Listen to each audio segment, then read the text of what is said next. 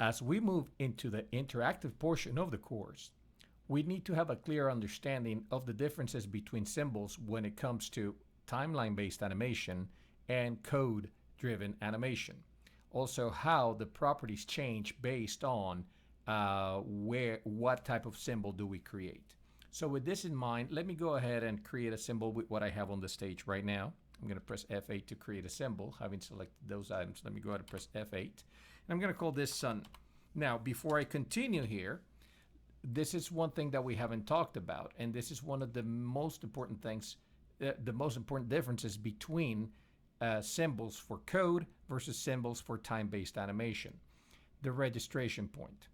Now, in the past, we could, and by default, by the way, the registration point is on the upper left-hand corner of your symbols. So let's place it there for just a second, and let's either choose movie clip or graphic. For the intents of what I'm about to show you, it doesn't really make a difference. So we can choose movie clip from this. We'll talk about advanced in the near future. So with this in mind, let's go ahead and click OK. And now you'll notice that you have your anchor point for animation, timeline-based animation, here in the center. When I click on my free transform tool, that is that white dot that I can position at will anywhere I want. However, you will notice that you have a little cross on the upper left-hand corner. That is the registration point for the object that we're animating. So for example, if I were to rotate this, by doing it on the stage, it will take into account, it will take the anchor point here in the center as the point of reference, the sort of the gravitational point for the graphic if I do timeline-based animation. However, if I want to do this via code, it will be looking at the registration point. Therefore, my graphic will be rotating around this point. So how does that work?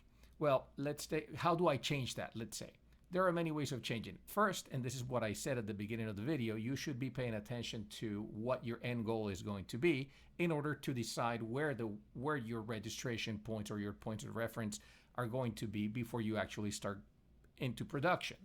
But say, for example, you created this and you said, okay, well, I now know that I don't want my registration point to be there. I want it to be in the center. How can I fix that? Well, you can always double-click your movie clip or your symbol to get into it, and your registration point will never change position. It will always be whatever you created it. So unless you go up here and move it down here, in which point the registration point will move, if I do that, then I'll double-click to get into it, and then I move my entire graphic up to sort of place it in the center. Now my object has been centered to the screen. If I go back to scene 1, that is my point of reference. However, notice where my registration point is for, not my registration point, my anchor point is for that particular graphic. So I need to go back if I plan to animate this via timeline as well as via code. I need to bring that by using the free transform tool. I need to bring that anchor point to the center so that it snaps there, and now both my anchor and my registration point are at the center. So let's go ahead, let me go ahead and delete this for a second. Let me go ahead and bring in the graphic again. Let me go ahead and delete all this stuff from my library, and I'm gonna bring in that, I'm gonna open up that graphic again so that I select absolutely everything from here. Command C. I'm going to go back to my actual movie where I'm working on right now, and I'm going to paste this. So these are just fills. These are just drawing objects. Now, let's say I want to avoid all that going back into the graphic and repositioning things and all that workflow. If I want to make my life easy, what should I do? Well, if I spend my time doing pre-production and I recognize that I am going to be rotating this from the center of the graphic, then when I create the movie clip, when I press F8 or go modify convert a symbol, I want to make sure that I choose my registration point at this point. So I can go ahead and use these little dots here to tell it where I want my registration point, whether I want it on at the bottom or in the center, depending on what you're creating. In my case, I want to make this the center, and I want to call this sun once again since I deleted it from my library. And then I'll click OK. Now you'll notice that both my anchor point, that guy, and my registration point, the little cross, are dead center from the get-go. So now whether I want to rotate this via timeline, so I'll left click and say motion tween, and then I'll select that object, go to the frame and rotate it. And if I do that, it's going to rotate. That's one way of doing it.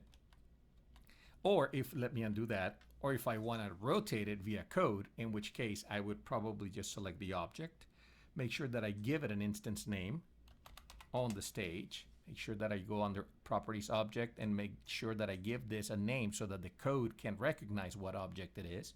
So I'll name it sun. That is a must step. You cannot control anything on the stage unless you give it an instance name. So with that selected, I'm going to go into Window and Actions, or F9, and I'm going to open up the snippets for this. And what I want to do is under Action Script, because that's what I'm working on. You'll notice that it doesn't say Canvas here, so I'm working with an Action Script. I am going to create an animation, and this is just going to rotate continuously. So with the object selected, remember it's called sun, I'll go ahead and say rotate continuously. And when I do that, it creates the snippet of code for me. These are all the instructions that tells you what this is doing, but in reality, the code is just this down here. This is the code. So let me eliminate all those comments, and let's take a look to see what this is saying. This is basically saying the movie clip called Sun on the stage, add a listener to it. And the listener is going to be listening for some kind of an event. In this case, the event is enter frame. As I explained during the lecture, enter frame is the event that happens every time you run the movie. So as soon as the movie starts playing, enter frame happens. So if you want something to happen all the time, enter frame would be your go-to event. Now, once that happens, once I run the movie, a function called F1 rotate continuously gets activated, and this is the function declaration down here. The function F1 rotate continuously is receiving the event. It's saying, hey, it's activated. So what do you want me to do? Now it says rotate, give the rotation property of the sun a value of plus equals 10.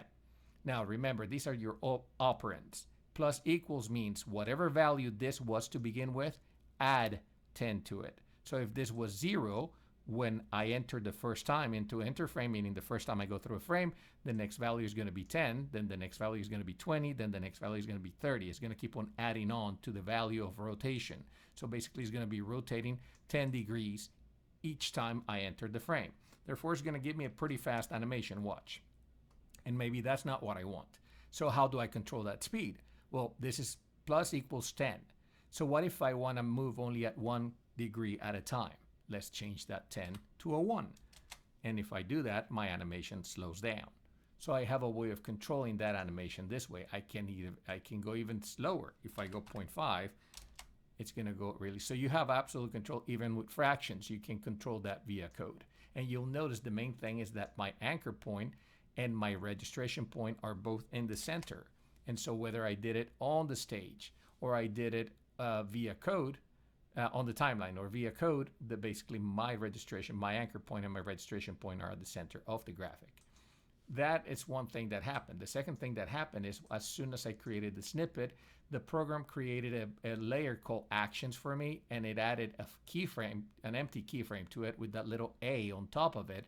That A indicates that there is some kind of action script in that particular frame.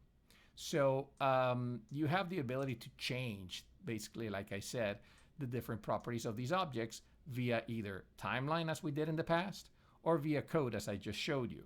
Now, what if I want to do something else to this? What if I want to create some other type of action? Well, that's something that you notice when we selected the object and we went to the snippets. If I open up the snippets for my action script options, in this case, I have the ability to choose from preset snippets that affect whatever I have selected. So whether I want actions, which is by the name, if you read the names, they tell you what they do. Click to go to a web page, that will create an action that will, if you click on the object, it will take you to a web page. You can move, custom mouse cursor if you want to change your mouse cursor to a graphic, and so on and so forth. So you have a lot of script that's already been pre-done for you in these snippets. For the most part, what we're going to be working with is animation during our class. So all the stuff that we probably need for what we're going to be creating in class will be contained within these three options up here: actions, timeline navigation, and animation. So keep an eye on, and let's say, for example, you want to add something else to this. I want to, when I roll over the sun, I want it to turn to 30% opacity. Well, let's see if I have an option for that.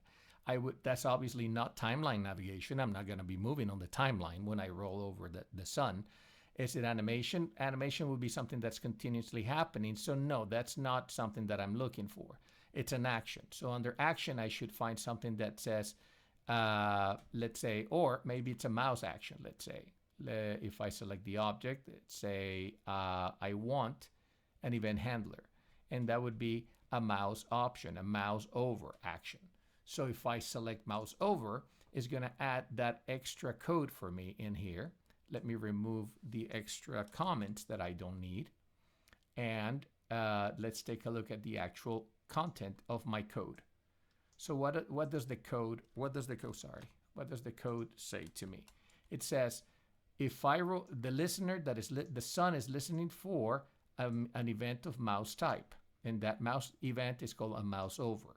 When you mouse over the sun, then call this new function, and that function says do something. In this case, it's tracing the words moused over onto my output window. But that's not what I want. This is the code that I need to replace.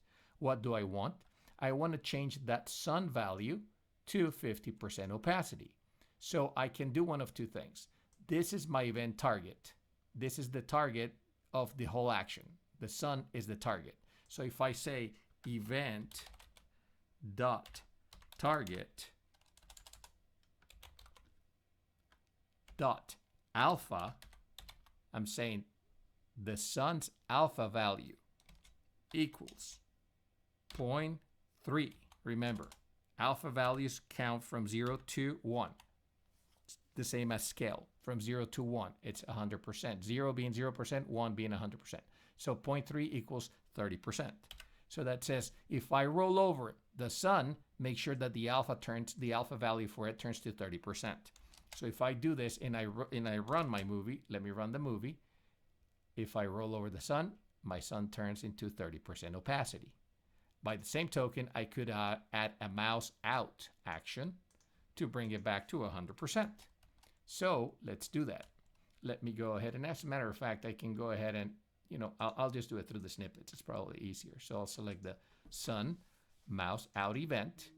And then what I want is, again, I want to remove all of these comments. Now you can read through your comments when you add this. They actually are very instructional. They tell you exactly what the code is doing.